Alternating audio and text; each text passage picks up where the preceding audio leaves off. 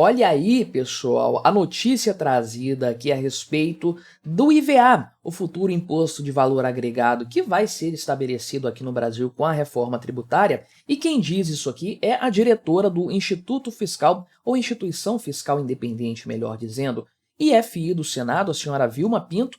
Já falei dela aqui em outro vídeo recente do canal, né? Mas o que ela pontua é o seguinte, né? Que não só o Brasil vai ter o maior IVA, o imposto único ali, que não é único coisa nenhuma, né? Mas o imposto de valor agregado, o Brasil não só vai ter o maior imposto de valor agregado do mundo com a reforma tributária, como o Brasil já tem o maior imposto de valor agregado distribuído em várias siglas atualmente, mas já é o maior percentual do mundo. Só que a gente não percebe isso porque está pulverizado em vários impostos, né? Ou seja, a carga tributária no Brasil já é um absurdo, e a tendência é só piorar, não obstante o fato de que o Haddad siga mentindo, falando que não, o IVA vai ficar baixinho, vai ser tranquilo aí, só 21, 22% de impostos, né? Tá bom, vamos conversar aqui sobre esse tema, mas antes não se esqueça de se inscrever aqui no meu canal se você ainda não for inscrito e considere se tornar membro patrocinador do meu trabalho, clicando no botão Seja Membro aí embaixo, a partir de R$ 1,99 por mês. Não te custa tanto assim, vai lá, mas me ajuda bastante, pode ter certeza disso, né? Então, a senhora Vilma Pinto aqui, que faz parte dessa instituição, a diretora, né? Ela falou o seguinte, avaliando o texto que foi aprovado lá da regulamentação da reforma tributária, aprovado na Câmara dos Deputados, que está no Senado atualmente, salvo engano, ainda com pedido de urgência feito pelo governo. Ou seja, tem uma pressa para que isso seja avaliado. O Senado está tentando tirar isso, estava, né, não sei se a questão já foi resolvida, mas estava tentando tirar o caráter de urgência desse PL, desse pacotaço, na verdade, né, uma parte da regulamentação da reforma tributária, justamente para discutir melhor sobre o assunto. Aí ninguém quer aumentar impostos neste momento no Brasil, e as eleições estão aí, né? Os parlamentares estão ocupados não com o trabalho deles, mas sim para eleger os seus amigos ou para se eleger também. Muitos concorrem, né? Então, esse texto legal está lá no Senado neste momento. Aí existe essa IFI, essa Instituição Fiscal Independente, que é um mecanismo do Congresso Nacional atrelado ao Senado que garante uma avaliação independente, como o nome sugere aqui, do orçamento do governo, né? Então, todas as questões relacionadas a gastos, despesas, dívida pública e também receitas, ou seja, tributos, arrecadação tributária, tudo isso é avaliado também pela IFI para dar aos congressistas capacidade de fiscalizar melhor a execução do orçamento. É uma das funções, talvez a principal função do Congresso Nacional, né? Aprovar o orçamento e fiscalizar a sua posterior execução, né? Por isso que, eventualmente, os parlamentares podem destituir o presidente da República caso eles entendam que houve o cometimento de um crime fiscal, né?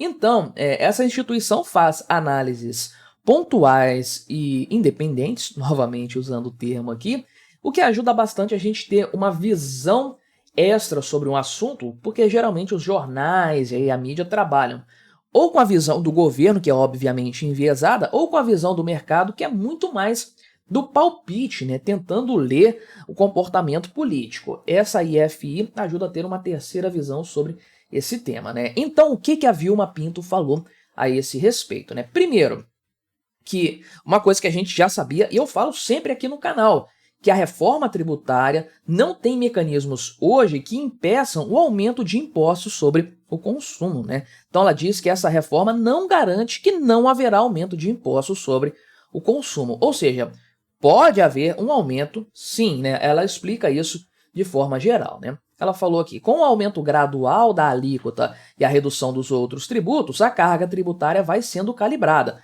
Qual que é a ideia aqui, né? Tem um período de transição que em alguns casos é muito longo entre os tributos atuais, que vão ser substituídos, e o IVA lá no final, que não é um IVA apenas, são dois impostos, que é a CBS, a Contribuição sobre Bens e Serviços, que é de caráter federal, vai substituir os impostos atuais, que estão nesse balaio de gato aqui, nessa cesta, né? o IPI, PIS, COFINS, que são impostos federais. E tem o IBS, que é o Imposto sobre Bens e Serviços, que é direcionado para os estados, substituindo o ICMS, e direcionado para os municípios, substituindo o ISS. Então, a ideia seria ter esses dois impostos. Se isso vai ser pago de uma vez numa única guia ou não, não sabemos ainda, mas o direcionamento vai ser separado sem dúvidas, né? Então, nesse período de transição do modelo atual para o outro, o governo, em tese, vai calibrar as alíquotas para quê? Para manter a arrecadação atual, né? Ou seja, o valor arrecadado pelo governo no final da transição tem que ser igual ao valor arrecadado atualmente, né? Antes de você trocar o regime tributário no Brasil. Só que ela diz que isso por si só não garante que não vai haver aumento da carga tributária sobre o consumo, né? E aí é claro que o pessoal perguntou aí para ela, né, se não tem risco, não tem chance de o Brasil pagar o maior IVA do planeta, né? Por que ela falou isso? Porque o Ministério da Fazenda confirmou que o IVA, pelo valor atual estipulado pela Câmara dos Deputados, lembrando, isso está no Senado, pode ser mudado a qualquer momento, mas com as novas regras pontuadas pelos deputados, as alterações feitas, esse valor do IVA pode chegar a 27,97%, né? Originalmente, isso estava estimado em 26,5%. A gente sabia que não ia ficar nisso e não ia descer, não ia cair. Isso só iria aumentar, né? Então, inclusive, né, o pessoal da Fazenda arredonda para cima mesmo, 28%, porque pode chegar nisso aqui. O Ministério da Fazenda falou, né, o próprio governo, a equipe econômica do governo Lula falou, nas regras, do jeito que saiu lá da Câmara dos Deputados, esse aqui vai ser o IVA e é o maior do mundo. Basta comparar com outros países, deixou a Dinamarca no chinelo. Afinal de contas, né, é por isso que dizem, nós somos a Dinamarca da América do Sul, do hemisfério sul, né, temos o mesmo padrão de vida, a mesma riqueza, né, o mesmo conceito social, o mesmo nível de violência. Claro que dá para impor esse imposto extorsivo, né, superando o da Dinamarca ainda, né. Então tá bom. Mas aí o Haddad veio e falou que não, na verdade o imposto aí, né, a alíquota média vai ser 21%, 22%, porque tem que considerar uma redução aqui, uma isenção ali, uma base de cálculo diferenciada acolá e etc, né?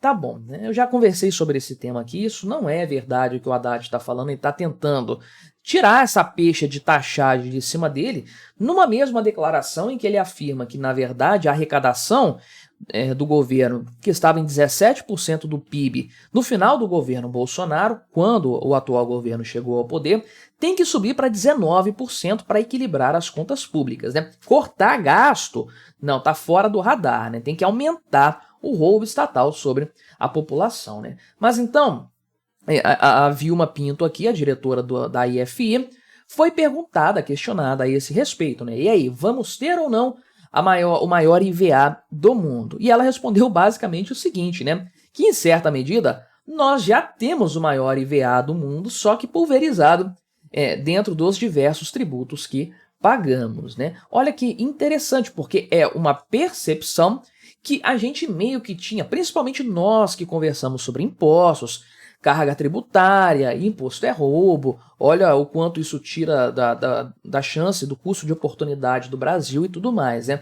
E também tem a questão da insegurança jurídica, o regime manicomial tributário brasileiro e tudo mais. Era uma percepção que a gente tinha. Agora ela falou, essa diretora da IFI falou exatamente esse ponto, né? Inclusive dizendo que agora nós temos uma clareza maior de que o Brasil já paga a maior taxa de impostos, a maior carga tributária no consumo no mundo, né? Ou seja, de fato aqui é muito caro você comprar as coisas aqui no Brasil. Isso impacta principalmente a população mais pobre, porque se um remédio tem aí 40% de impostos, como alguns têm no Brasil hoje, isso é tanto para o rico quanto para o pobre. Se a energia elétrica tem 1 tonelada de impostos, isso é para o rico e para o pobre. Se o governo Lula voltou com um monte de impostos sobre os combustíveis, isso é para o rico e para o pobre também. Agora, em quem que isso impacta mais? É claro que é na população mais pobre, e é por isso que o Brasil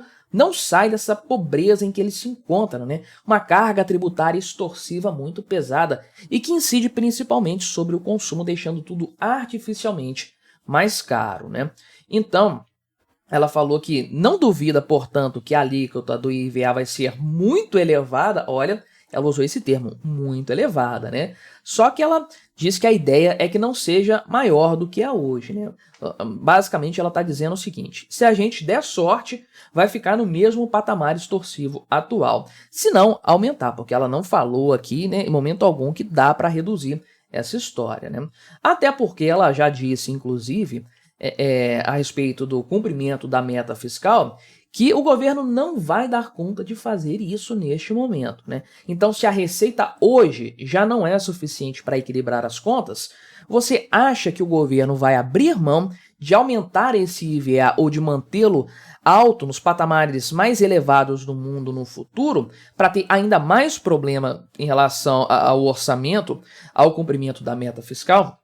Não, é daí que o governo Lula vai tirar a solução para os seus problemas. É por isso que ele tem tanta pressa com essa reforma tributária, apressando o Senado para votar isso. Não porque ele se preocupa com o Brasil, não porque vai ser bom para o Brasil, vai ser bom para o governo. Mas me diga aí, o que você achou dessa história? Colabore com o nosso debate, se inscreva no meu canal se você ainda não for inscrito e até a próxima.